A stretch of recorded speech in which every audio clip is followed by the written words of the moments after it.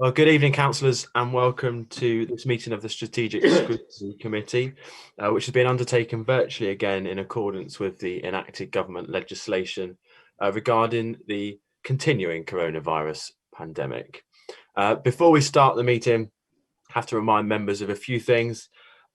It's really important that everybody remains muted on Zoom when they're not speaking. It asks me to tell you to remain focused on the topic being discussed, but we always are. Try to avoid repeating points which have already been made. Don't interrupt anybody else, including the position of the chair. But again, we've never had a problem with that, particularly with muting each other. Please remember that this meeting is being broadcast. We're on Facebook Live. So members must be aware that the public can see and hear us at home.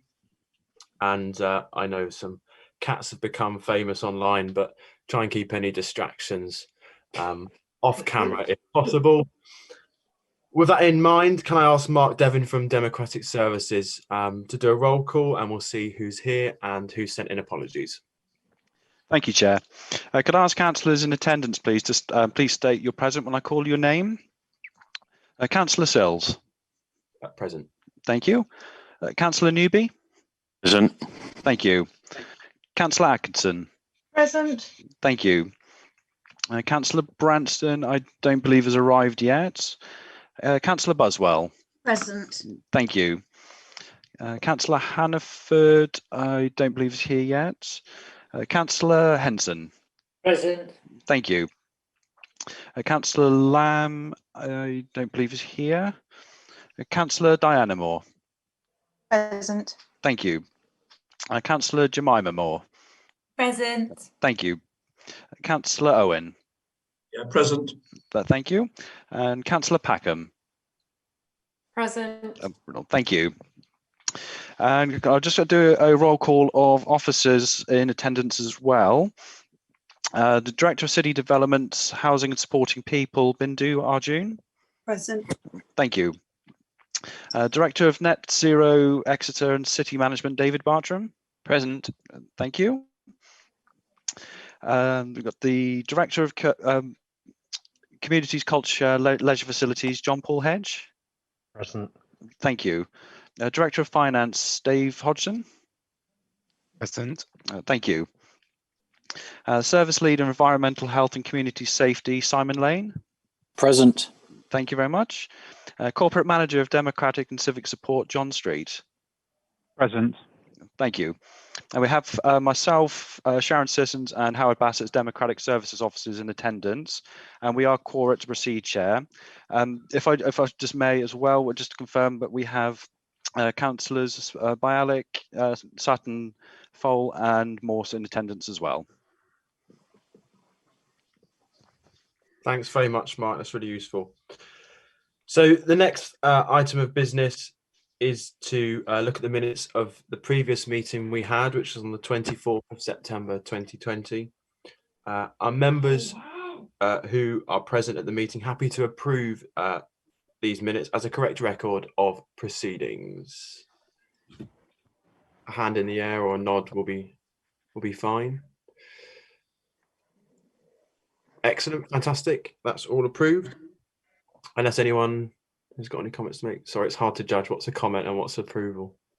Okay, I'm moving on. I'll sign those minutes if and when I ever get back into the Civic Centre. The next item on the agenda is item 3, declarations of interest. If any members have any disclosable pecuniary interests, please make sure that you register those at the time they're being discussed. And the next item is item 4. So this is at the point where I'd introduce any part 2 items to exclude the members of public and switch off the live feed. There are no part 2 items, so there's no need to do that today. Which brings us on to item number 5. And I'm really pleased that we have a question from the member of the public this time. It's great to see this facility being used. And I'd like to invite Mr. Peter Cleesby to address the committee. Thank you, Chair. Delighted to be visible to you all as well this time. Wonderful. Anyway, my question is this. What progress has the Council made in attracting funds in response to each of the funding requests set out in the Exeter Local Industrial Strategy. Excellent, thanks very much. And I believe that the leader of the council, Councillor Byerley, is going to respond. Thank you, Chair. The clear steer from BEIS, which is the government department dealing with this, officials, following publication of the Exeter Industrial Strategy, was that Whitehall would expect the formal industrial strategy to be on the same geography as the local enterprise partnership.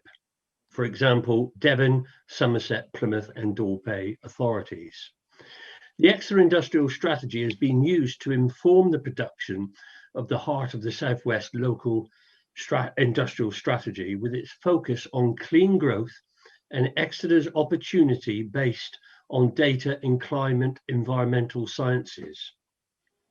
Having encouraged the Heart of the Southwest Councils and LEP to produce an industrial strategy for consideration by the previous government under Mrs. May, we have still not heard back from government on whether the draft industrial strategy has been accepted by them. Funding has been, however, secured by Exeter College as part of a hub and spoke proposal for digital, known as the Southwest Institute for Technology, with the hub being based at Exeter. The skills escalator has been widely discussed and may well have supported the successful bid by the college. Funding has been secured by the Cabinet Office and the One Public Estate to produce a business case for a sustainable development fund. Funding continues to be secured by the Exeter Science Park to support the provision of new accommodation. There has been no success with the Institute Environmental Risk or in relation to Sparks and Exeter City Futures. However, since the publication of the Exeter Industrial Strategy, Sparks have secured major private sector investment, and it has been rolled out to many more schools in this country and abroad. In short, we have done a lot of work as a city and region to support the industrial strategy, but we still await the publication by central government. Funding has been secured by government, and this is being administered through programs administered by the LEP and/or County Council, and in the case of the One Public Estate. Thank you, Chair. Thank you, Councillor Byerley. Mr. Cleesby, you have the opportunity, if you wish, to ask a supplementary question. Do you have a supplementary question? Thank you, Chair. It's actually a piece of information, but I will put it in the form of a question. Yes.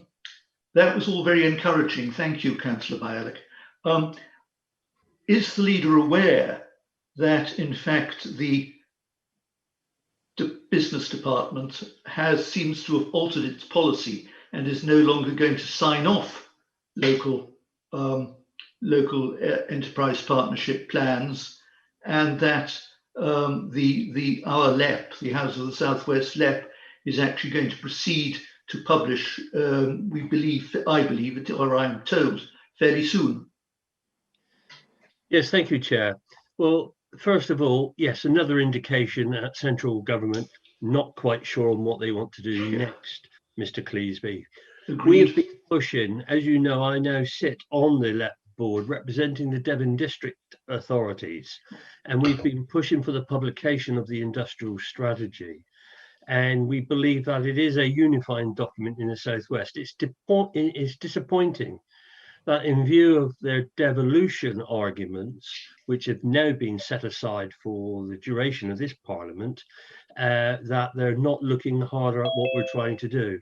This is why this authority is trying other avenues in order to draw funding down for important projects in our city and the greater city region. As you know, our travel to work is the biggest outside of Bristol in the Southwest, something like 450,000, and it's very, very important.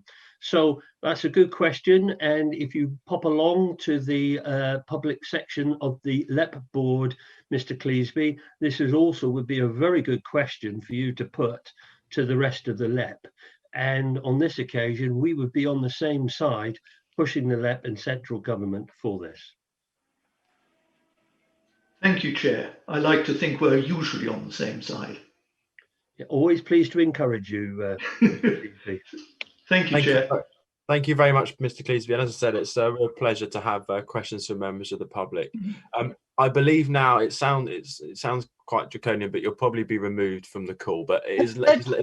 Chair, could I just say I've got something to add to that? Councillor, sorry, the format is it's really a question supplementary, and that brings that to conclusion. All right. Well, okay. You can ask me in a minute, you will. Yeah, I'll tell Councillor Bialik in a minute, and he can pass it on to Mr. Cleasby. Okay. Thank you. Sorry. Thank you, Mr. Cleasby, and I'm sure we'll see you again soon. That brings us on to item number 6. So we continue now with our current format of conducting scrutiny. So during the COVID-19 crisis, the format has been that portfolio holders will be invited to introduce a report, and they will talk about their respective issues and work they've been doing. I must say that it's got to be, and the reports have been, on the focus of the recovery stage of the COVID-19 pandemic. So as always, members have been given the opportunity to put forward questions, and questions have been put forward. And in respect of this meeting, the questions received from members have been circulated earlier today by email and will form part of the update of the agenda. So for each portfolio, questions from members of the committee are listed as well. And we've not on this occasion received any questions from other members of the council. So today we've got the leader, Councillor Bialik, Councillor Rachel Sutton as portfolio holder for Net Zero Exeter, Councillor Bob Fole as portfolio holder for Transformation and the Environment, and Councillor Emma Morse as portfolio holder for City Development. And they'll be presenting their respective briefing notes with their directors. So there's been a slight reshuffle since the last meeting, if we've got any keen followers of committee positions and portfolio positions. So we've got some new, new to this committee, portfolio holders, and a very warm welcome. What I'll do, and I've done this in the past few meetings, we'll have questions that have been submitted first, after the portfolio holders report, and then we'll open it out for debate for members of the committee. So we'll stick to that format. Unfortunately, for members of the committee, you will have to wait until after the report and after members' questions that have been submitted. Okay, what I'd like to do then is to introduce our first portfolio holder, and that is Councillor Bob Fole, and he is portfolio holder for Transformation and the Environment, and he's going to present his report briefly, and then we'll have questions that have been submitted. Councillor Fole. Thank you, Chair. New portfolio, Transformation, which covers a multitude of sins. My main focus in the first couple of months have been on working with the Section 151 officer on a medium-term financial plan. And as you know, that will require savings of over £4 million to be made in the next year. I've also had several meetings already with David and Simon, reference enforcement, which is another issue which is under, and a number of discussions over car parking. The report is submitted to you, and I'm happy to answer any questions from the people already who submitted them and any other councillors. Thank you, Councillor Fole. And I've realised I've actually rejigged the agenda without realising it. Yes, you threw me. Thank you, Luke. Apologies. I've got pages here, but they're not numbered. And anyway, it's all good. We've got portfolio holders here, and B for Bob alphabetically works, I suppose. So can I get away with that? We've got questions from Councillor Owen to start with. Sorry, everybody. Councillor Owen. Yeah, good evening. Thank you, Chair. Yeah, my question for Councillor Fole is as follows. Your portfolio holders report refers to continuing partnership working with Exeter University and the police. Have there been recent discussions with these two partners about CCTV provision on the edge of the university campus? The registrar of the university has indicated his willingness to engage in such discussions following a representation made to him by local residents. That's my question. A message on my screen says my internet connection is unstable. I hope that's understood by everybody. Thank you. Heard loud and clear. Thanks, Councillor Owen. Councillor Fole. Thank you for your question, Keith. This area, unfortunately, is outside of our fibre optic network and on which our CCTV system operates.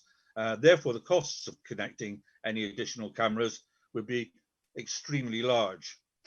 Once the CCTV system is upgraded, it may be possible to connect additional cameras, but there would be ongoing data charges.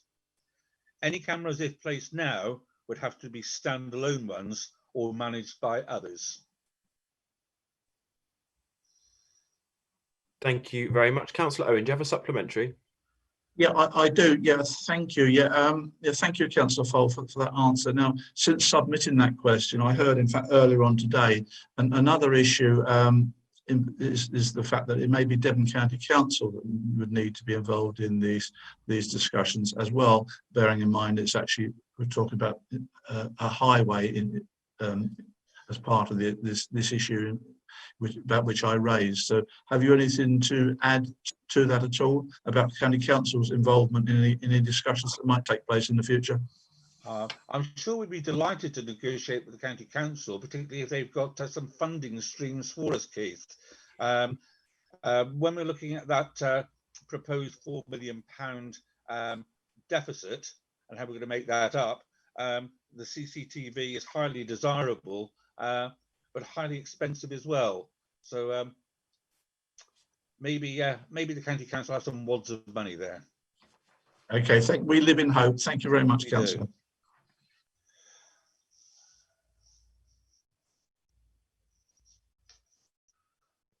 Thanks, Councillor Owen. Councillor Jemima Moore, your question, please. Thank you, Chair. Hello, everyone. Hello, Councillor Owen. So my question is, what are the options being considered to bring the car parking income back up to previous levels? And how do these align with our 2030 carbon neutral commitment? Councillor Fole. Thank you for the question, Jemima. There's a range of options being considered, including tariff charges and dynamic charging aimed at discouraging entry into the city during the main busy periods and encouraging people to make fewer but longer visits to the city centre. However, until the pandemic stabilises, it is impossible to say if these will have the desired effect. Thank you very much. Do you have a supplementary question, Councillor Moore? I wonder, sorry, Councillor Farr, I said your name wrong. I wonder if you could explain how the tariff charges would work? I think there's a range of options open to us, Jemima.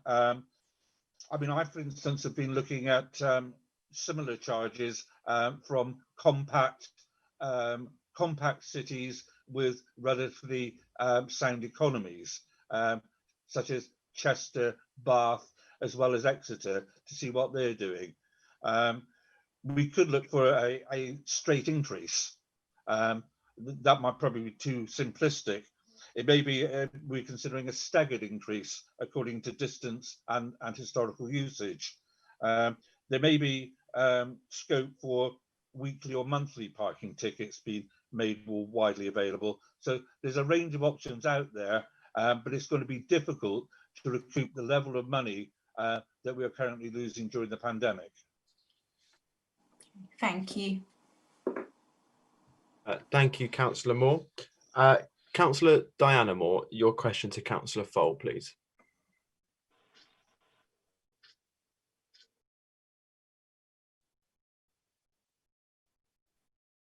You're on mute, Councillor.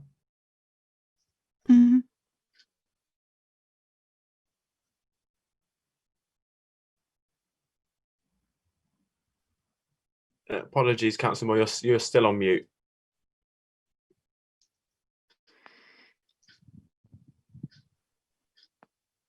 Okay, right. I think I'm here now.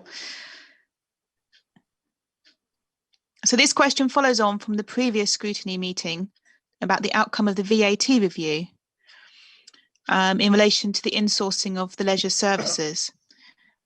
So as the outcome of the review, will it lead to an increase in cost for users, and for how long is the membership only use expected to continue for? And the membership only use was introduced because of the issue around VAT. Thank you. Councillor Folt. Thank you, Diana. I guess in short, I wish I knew. The VAT implications are still being finalised and are complex in nature. Once the work's been completed, our Section 151 officer will set out the implications for leisure to members. Thank you. Do you have a supplementary question?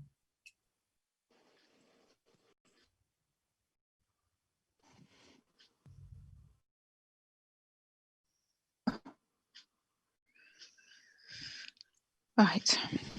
Yes, please. So when do you expect the outcome to be? And will it be before the end of this lockdown? And will there be any space for single uses of the leisure services? Because particularly there is a demand for swimming to go and use it for one-off sessions. So I think it's really important that this issue is clarified as soon as possible. Thank you, Diana. I wish I had a crystal ball. I mean, my answer is that it will be completed once the Section 151 officer sets out all those implications to us. I very much hope there won't be an increased cost for users. I'm a regular user myself. I'm delighted it's coming in-house.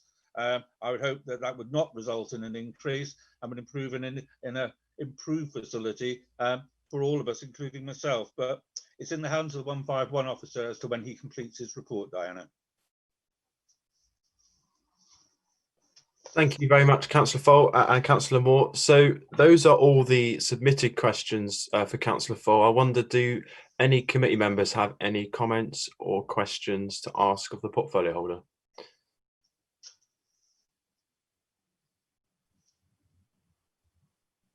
I can't see anyone indicating.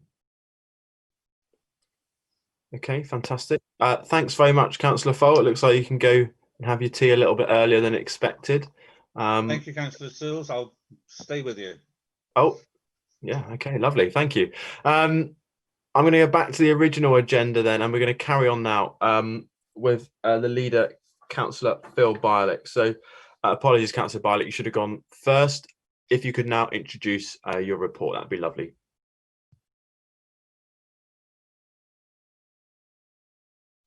I'm sorry, Councillor, you are on mute. Yes, thank you, Chair. Sorry for that.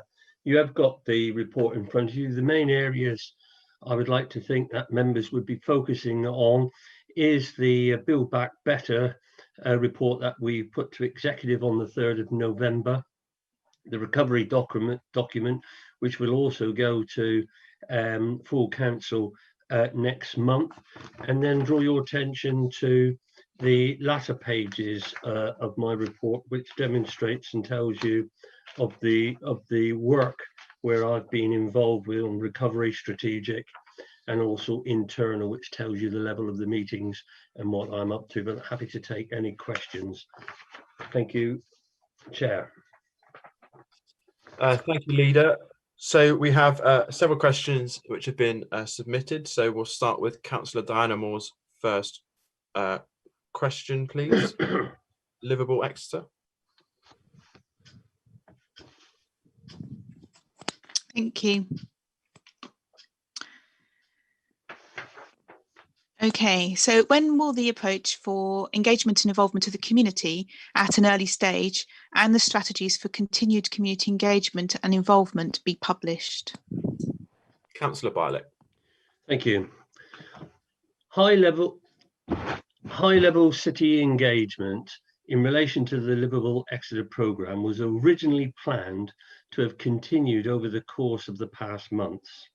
However, COVID-19 has impacted significantly in terms of this engagement, and several planned engagement opportunities have been postponed.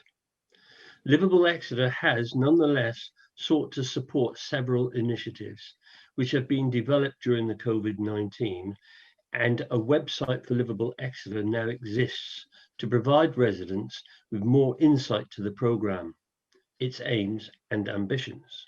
This website platform will continue to develop in the coming months, and it is expected that this will become a key platform through which to engage residents and communities, especially whilst the effects of COVID-19 remain. In terms of future events, it is worth stressing that Livable Exeter is a complex, dynamic and long-term programme made up of several work streams and projects. A one-size-fits-all approach to engagement would therefore not be appropriate, and project-level engagement will therefore be tailored to relate to specific projects and work streams. This means that engagement will be undertaken at a time and in a means which is most appropriate in terms of both engaging residents and in supporting the delivery of the programme. There is therefore no intention to publish a programme of engagement relating to the Livable Exeter programme at this moment. Thank you, Chair. Thank you very much, Leader. Councillor Moore, do you have a supplementary question? Thank you very much. Thank you very much for that explanation. You talked about high-level city engagement. I've been looking at the prospectus for the Garden City programme, and it does say that proposals should set out how the local community is being or will be engaged and involved at an early stage, and strategies for continued community engagement and involvement. It says, we are clear that local communities, both current and future residents, must have a meaningful say in developing the proposal from design to delivery. So I would ask the leader to bring forward those plans. Obviously, COVID makes it very difficult to engage communities at the moment, because people want to know and want to be involved and constructively contribute to the future of the city. So I would ask you to hear what's being said, please, and let us know when those proposals will be coming forward. Thank you. Thank you, Chair. Well, first of all, Councillor Moore, my answer was quite clear and specific at the moment. But let me just reassure you, I have every intention to engage the community and engage the residents of Exeter. We are not somebody which oscillates outside and which will just do things to people. We have to engage. For example, I'm quite keen that we do start some form of engagement, if not specific, on principle. For example, we are having issues in relation, I'm quite clear. Livable Exeter is basically changing, it will change many parts of the city. In order to deliver 12,000 homes in Exeter, we are in effect going upwards as opposed to sideways. If we are to maintain green and open spaces, and regardless of what some people may say and think, I think we are fairly committed to that and are doing quite a lot in respect of all of that. Northbrook, Bull Meadow, the remaining site of the Clifton Hill site, and other places that we want to maintain in working with the Devon Wildlife Trust. So I think we have a commitment.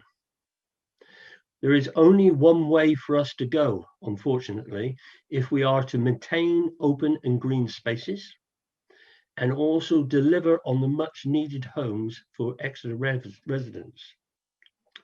So there is a way that we have to start socialising around that debate. So you are right, Councillor. We have to have a debate on some key principles of direction and to understand, as opposed to taking site by site, which we already do, and argue about a site by site when we should be looking at the key principles. So that engagement is something I'm very, very keen on, so that we can all move together as the city to make sure that we can maintain the jobs that we need to keep our young people here in Exeter, our graduates, our own children, to supply them with homes and accommodation so that they can enjoy the good bits of Exeter as well. So I hope that gives you some confidence that whereas my formal response was quite clear, but we as a Labour group have every intention to engage the community in order that we can work together to do the right thing. Thank you, Chair. Thank you, Councillor Bialik. That concludes all these pre-submitted questions to yourself. So are there any questions from members of the committee to Councillor Bialik or comments on his report?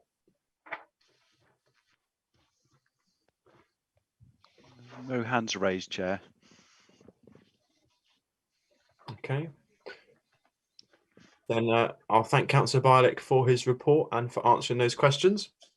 And I'll continue on the agenda as planned. So we now have Councillor Rachel Sutton here, who's the portfolio holder for Net Zero Exeter 2020.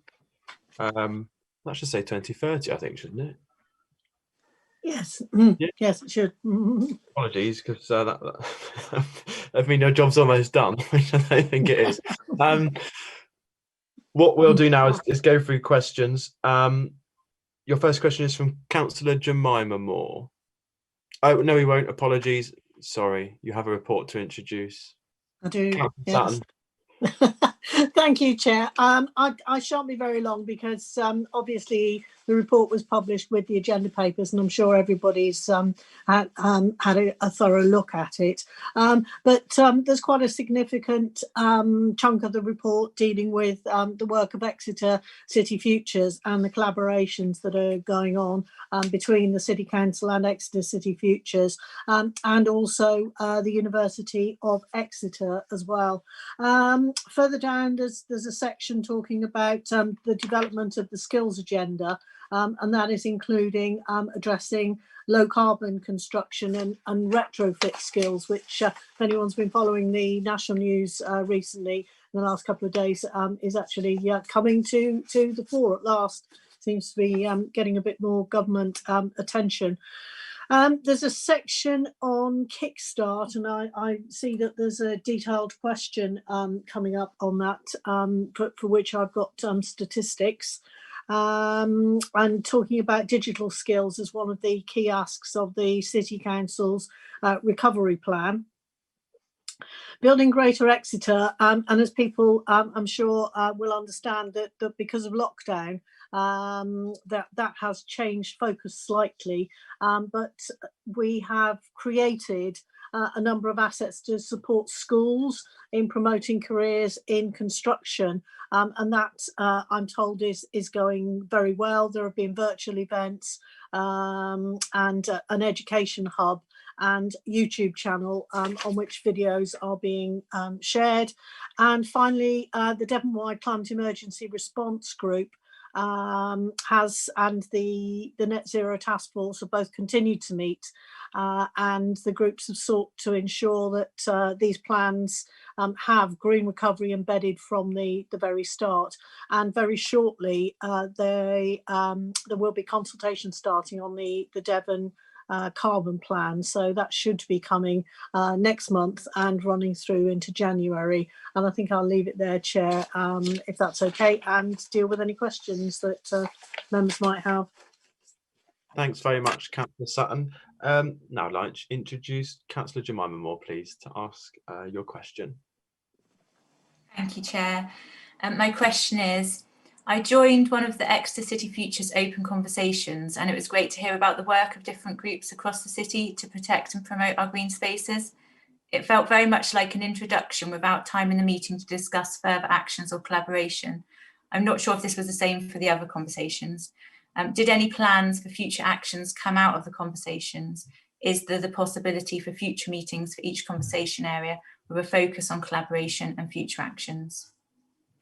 Thanks very much. Councillor Sutton. Thank you. Thank you for your question, Councillor Moore. Yes, and I too was part of a couple of those open conversations and found them very engaging and interesting. And if you're not already aware, and for other people as well, the discussions from the day have actually been uploaded onto the Exeter City Futures website. It's exetercityfutures.com/greening-wrap-up. And I think that link is there, but if anyone would like that as an email, I can certainly provide that. And contact details have been provided for each of the speakers.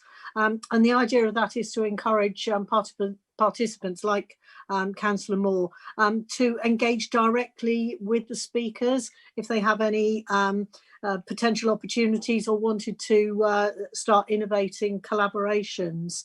I've got some more details supplied by Exeter City Futures on their Connect events, and there will be more of these, and they provide an open platform which brings together residents, communities, representatives from local businesses, charities and other stakeholders to listen and support community initiated projects that are going to help Exeter work towards its ambition to be carbon neutral by 2030. These events are obviously currently taking place online.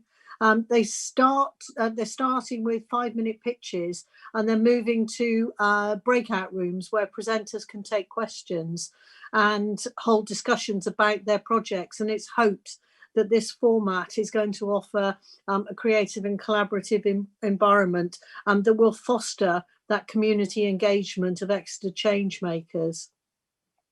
And usually with these Connect events, the opportunity for sharing details of community-led projects that follow up the presentations with discussions, and an opportunity for people to put their ask, as in what do they need from the people in the room to help progress with these projects, and for the audience in the breakout rooms to engage with that and offer support as and when they can.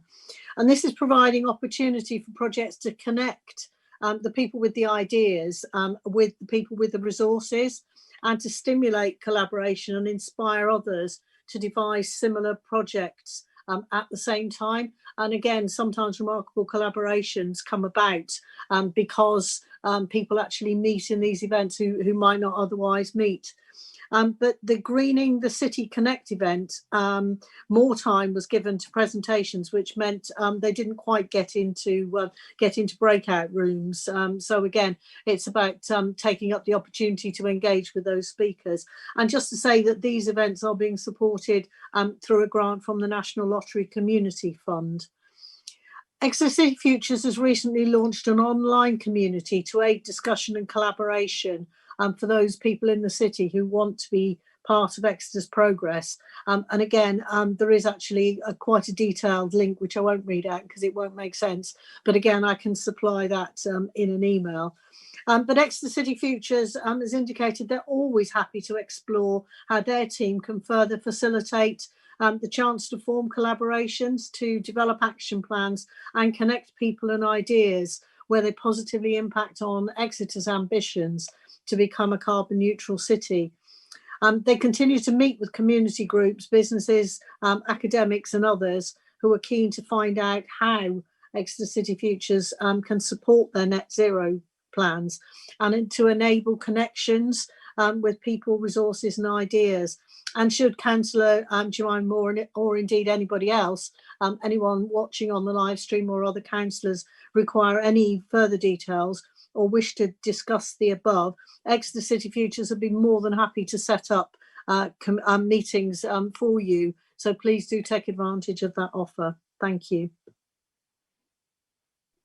Thank you very much. Do you have a supplementary question? No, thank you, Councillor Sutton. That was great. Thank you. Thank you. Thank you very much. Your first question to Councillor Sutton, please, Councillor Moore.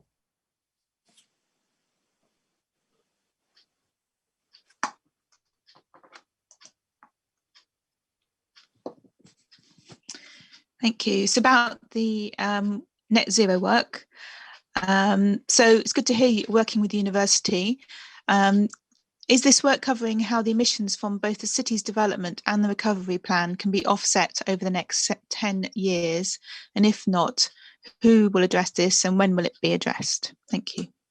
Councillor Sutton. Thank you, Councillor Diana Moore. The work that the university is doing is to prepare a carbon action plan for Exeter City Council, and the scope of the action plan is currently being developed in conjunction with the university. But you're right to talk about going forward, and projected growth will be considered as part of this work. Thank you very much. Do you have a supplementary question? Maybe Councillor Sutton can just talk a little bit more about that. You talk about projected growth, but that will be for the whole city. But you've just said that the action plan will be for the City Council, which is a really good move. So the projected growth in terms of development and building, will that be a future piece of work then for the university, or will somebody else be taking that forward? And how will that be looked at? If you can just expand, please. Yeah. Okay. Thank you. I think that's a useful question. In the short term, as I said, the work is actually being done around the City Council and our plans, and I think we will look to see the outcome of the work that the university does, and on that basis, I would hope that we want to move forward and do more work. But I don't want to prejudge the report. So let's get that one done. Let's look at what that shows us, but projected growth is actually part of looking forward, because we are trying to achieve this in the next 10 years, and obviously without taking that into consideration, it isn't going to be a fully appropriate and accurate report. Okay, thank you. Thank you. Thank you very much. Your second question, please, Councillor Moore. I would like to ask about the Kickstart programme, which will provide opportunities, particularly for young people. How many employers have participated in the Kickstart bid that the City Council is coordinating? And of these, how many were small businesses, social enterprises or charities? Thank you. Councillor Sutton. Thank you, and thank you for this question. Yeah, I'm really happy to be able to provide you with some detailed statistics on this. We have submitted 2 applications for DWP as follows, and both are still awaiting approval. And the DWP are carrying out further due diligence checks on all the businesses that have submitted placements. But on the 27th of October 2020, it was 53 placements from 20 businesses. And on the 13th of November, it was 42 placements from 12 businesses. In total, that's 95 placements from 31 businesses. And just in case anyone's adding 20 and 12 and getting 32, the 31 businesses is because Exeter City Council departments have made applications in both of those rounds. So clearly, we only count once. Of those organisations, there's 1 charity, there are 2 community interest companies, 1 housing association and 1 local authority, which would be Exeter City Council. Thank you. Do you have a supplementary question? Thank you for that. So are the rest small businesses or are they larger businesses? I'm not sure of the scale of the businesses. I can probably find that out for you. I just know that they are businesses as opposed to the other definitions I've got, but I'll get that information for you. Thank you. Excellent. Well, that concludes the pre-submitted questions. Do we have any comment questions from members of the committee? Councillor Hannaford and Councillor Atkinson have hands up. Okay, fantastic. I'll start with Councillor Atkinson. Thank you. Because actually this is about the Kickstart. I want to congratulate Councillor Sutton and the City Council for actually becoming a Kickstart gateway and being so quick off the mark. And I have to say that I was actually at a scrutiny meeting of the County Council, and I asked a similar question about Kickstart to them, only to be told that Devon County Council is not yet a gateway. So, well done to Exeter for doing that and stealing a march on the County Council. I am so pleased that the council has taken on some Kickstart placements as well. And given the makeup of the businesses in Devon, which tend to be SMEs and micro businesses, it's just fantastic that Councillor Sutton has got this gateway going to support businesses and young people at this very difficult time. So well done. Thank you. Thank you. Perhaps our colleagues could take the thanks back to the officers as well. Thank you. Councillor Hannaford. Thank you, Chair. I've got two questions for Councillor Sutton. Obviously, I note the report, and clearly Exeter is ahead of the game in so many ways in terms of working towards carbon neutrality and greener development. But nevertheless, as you've alluded to yourself, in the past day or so, the government has now outlined a new emphasis on areas around carbon reduction and green technology. So can I ask, will you be exploring and looking to develop in Exeter any further additional opportunities that we may be able to benefit from? I think probably more so than other places in the country, because we've got such a strong green track record in these areas. I think we'd be really well placed to take advantage early on with anything that was available. My second question, Chair, specifically relates to the new announcement on vehicles and the banning of certain vehicles by 2030. Obviously representing St Thomas with my colleagues, and that includes Carrick Street and Alphington Road, for example. We represent some of the most polluted parts of the city, and one of the benefits of the recent lockdowns has been a noticeable improvement in air quality for local residents. So could she perhaps take away or give her thoughts now on accelerating that programme if possible in Exeter, because it really would make such a big difference to so many of us who have wards that are on arterial routes. Thank you, Chair. Thank you, Councillor. Councillor Sutton, I presume we'll take both questions at once.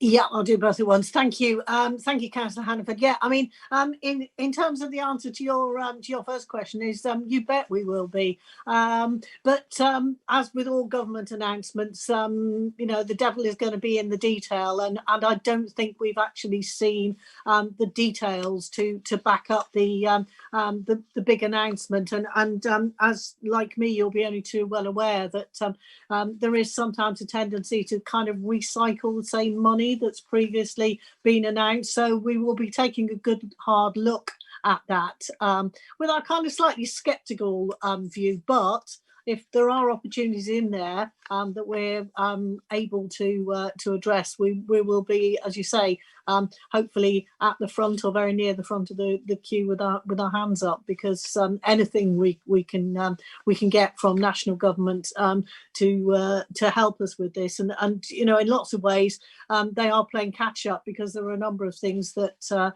had actually been proposed back in 2007, 2008, which were junked in 2015. So yes, I welcome the announcement. I look forward to seeing the detail, and we will do our best to get all the additional help that we can, and we will obviously work with our partners to do that.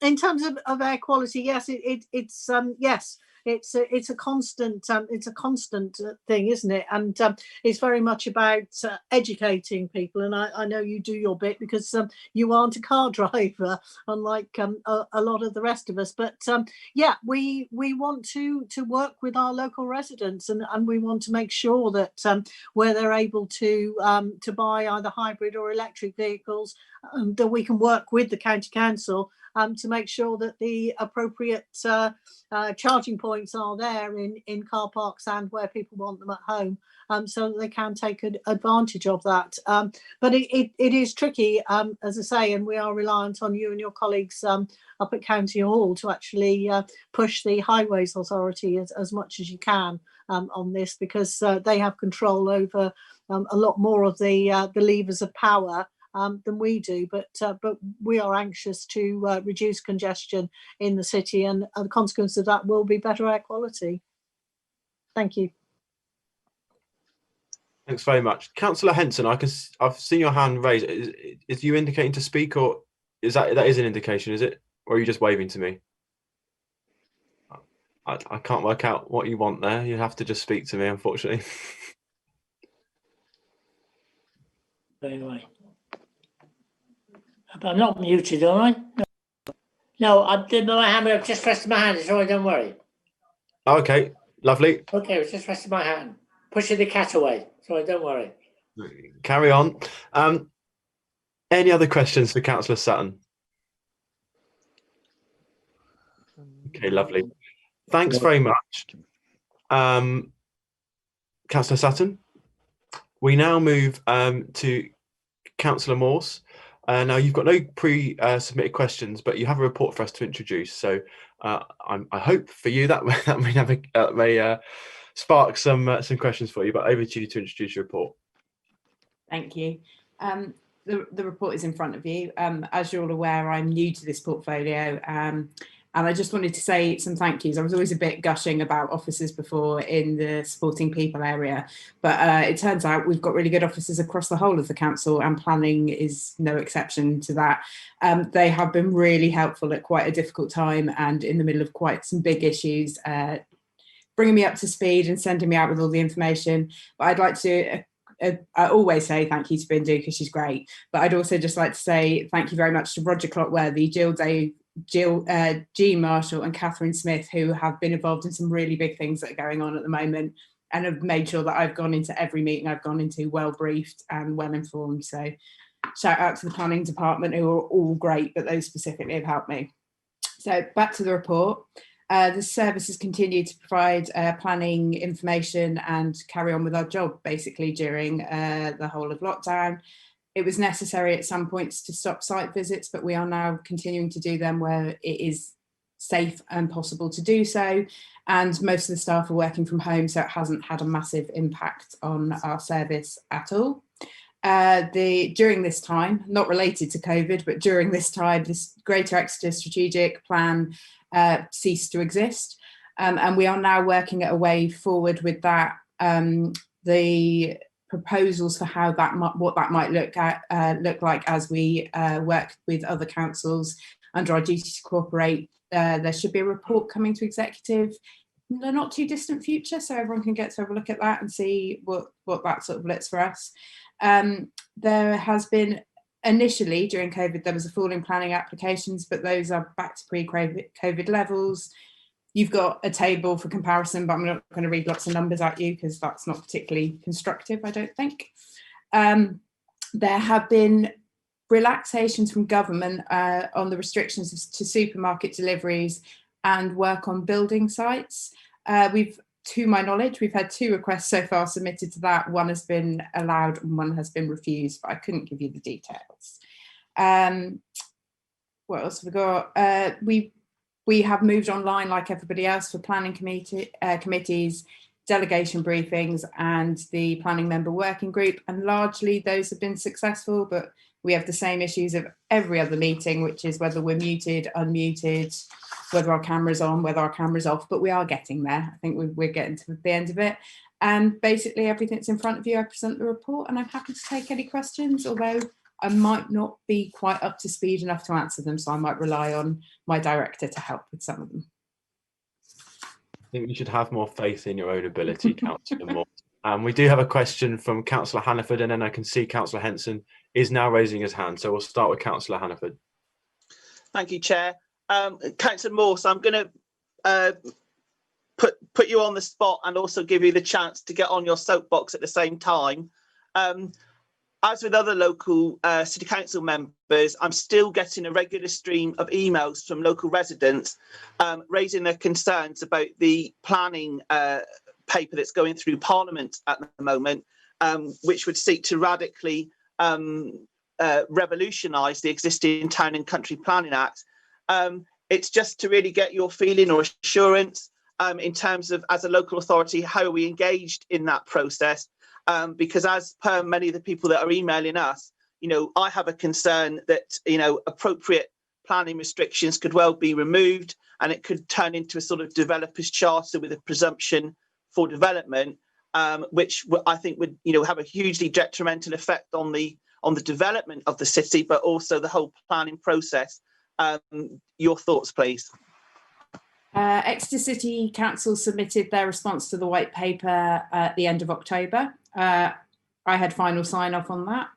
I would say that we have been very constructively critical of the paper because, largely I would agree with you. There are a lot of things that scare me in that paper, housing numbers, although not that different for Exeter, do see a lot of the southwest with significantly more housing, much more housing than, interestingly, the Northern Powerhouse have been asked to provide. It also brings up a lot of things that concern me about biodiversity, and it's actually very lacking on anything about carbon neutral 2030. It gives no teeth to the planning system through that at the moment. So we've submitted those papers. They have been sent to all of you as local members, and you have been able to look at them. And actually, the planning member working group had a meeting which I found that a lot of the members were particularly helpful with the information they gave us to actually give a more robust response to it. So I have many concerns about the white paper at the moment. Not all of it's bad, but a great deal of it is. But we have been robust in our reply, and I know that across Devon there's been a very robust reply. I think we just have to see what the government say, but it would appear a lot of the Shire counties are not particularly happy. So I'm not entirely confident the white paper will look quite the same when it becomes law. Thank you very much. Thank you. Councillor Henson.